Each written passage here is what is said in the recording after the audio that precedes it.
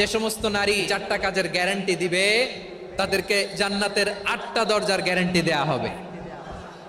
কি 4টা কাজ? 1 নাম্বার, আল মারআতু ইযা সাল্লাত খামসাহা, যে নারী 5 ওয়াক্ত নামাজ পড়ে। কি করে? জেলা স্টেডিয়ামে অবস্থানরত আমার নারীরা, বোনেরা, বিশ্বনবী আপনাদেরকে 4টা কাজের কথা বলেছেন, খুব বেশি না। 4টা করলে 8 জান্নাতের দরজা সব খোলা। কোনটা দিয়ে যাবেন? যেটা দিয়ে মনে চায়। 1 নাম্বার 5 ওয়াক্ত নামাজ। আমার বোনেরা জোহরের নামাজ পড়তে পড়তে এটা আসরে নিয়ে যায়, আসর পড়তে পড়তে এটা মাগরিবে নিয়ে যায়। এরকম আসরা নাই? লালমনিরহাটে হয়তো নাই। আমার বোনেরা এটা করবেন না। ইন্নাস সালাতা কানাত আলাল মুমিনিনা কিতাবাম মাওকুতা, সময় মতো পড়বেন। সামাত শাহরা, রমাদানের রোজাগুলো রাখবেন। হাফিজাত ফুরুজাহা, যে নারী তার চরিত্রকে হেফাজত করে, তার প্রাইভেট হেফাজত করে, তার লজ্জাস্থান হেফাজত করে। ও মায়েরা, আপনার এই গর্ভ যে কত দামি আপনি জানেন না।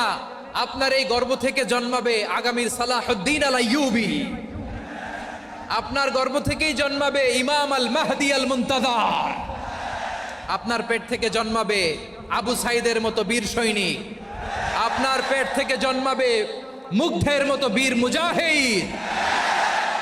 আপনি জানেন না কে আসবে আপনার পেট থেকে। সময়টাকে কাজে লাগান, ইসলামকে বুঝেন, মানেন, আমাদের ইসলামিক লেকচারগুলো শোনেন।